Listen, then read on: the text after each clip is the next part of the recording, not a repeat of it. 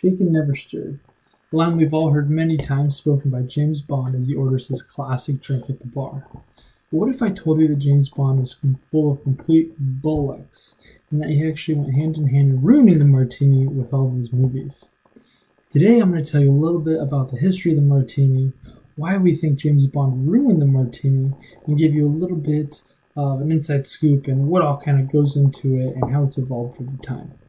I've been working in the food and beverage industry for about 15 years. I've probably made hundreds of martinis myself of all shapes, sizes, and tastes, and I've done a lot of studying in the realm of say, mixology on due course to become a sommelier. So the martini actually started somewhere either in New York or California. It's really up for debate. One story says that a town called Martinez invented the cocktail in about 1870, and the cocktail they created they called Martinez, which can be similar to martini. You can kind of see how that works. But the drink was very, very similar in construction to how a martini was made, but a little bit closer to a Manhattan. So a lot of people think it's kind of an evolution off that.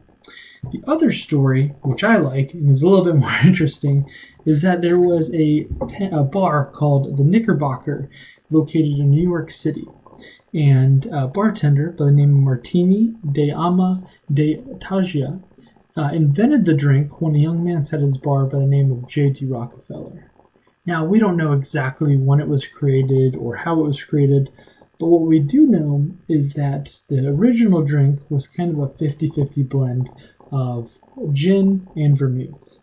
And when Prohibition kind of showed up and things were a little bit harder to get a hold of, the martini went through a bit of an evolution.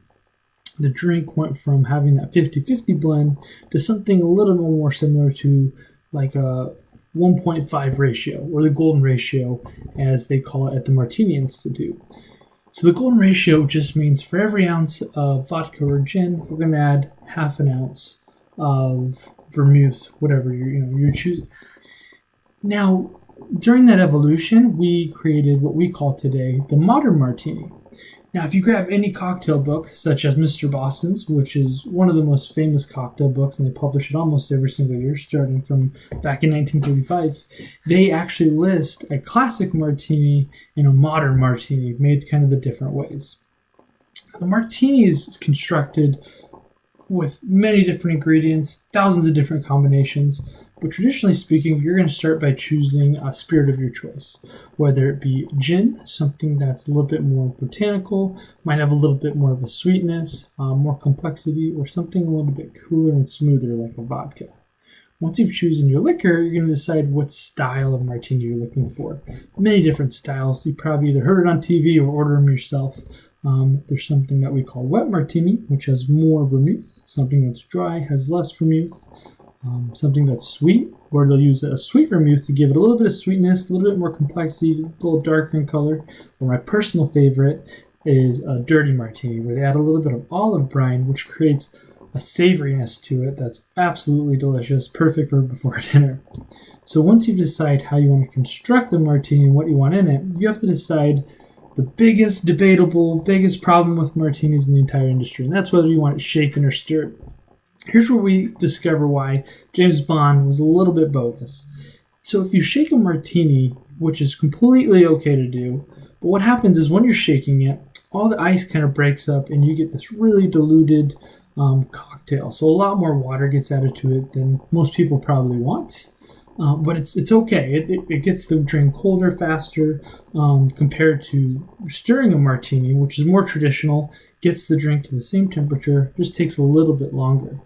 And then once you've kind of decided what you're going to do there, you get to garnish the martini with either a citrus peel, maybe you want to do some blue cheese stuffed olives, or my personal favorite, onions. And it's one of the only drinks with snacks involved, so who can't get on board with that?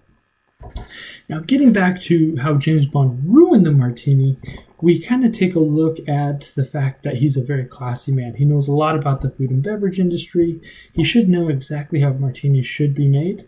So the people over at lifescience.com actually did a bunch of research, and some doctors actually got together, and they discovered after reading all 16 James Bond books that the reason James Bond orders his drink shaken versus stirred is because he's developed such a drinking problem that when he goes to make his own martinis, his hand is shaking too much to do the stirring, and therefore he's resorted to having them shaken and orders them the same way. Now, I hope today you learned a little bit more about the history of the martini and at least have some fun stories to share. You learned a little bit more about what all the terms mean with the martinis, or you can go to a restaurant, order something like a chocolatini, cosmopolitan, or appletini, knowing kind of at least where it originated from, and can help improve your own bartending skills at home. Thank you.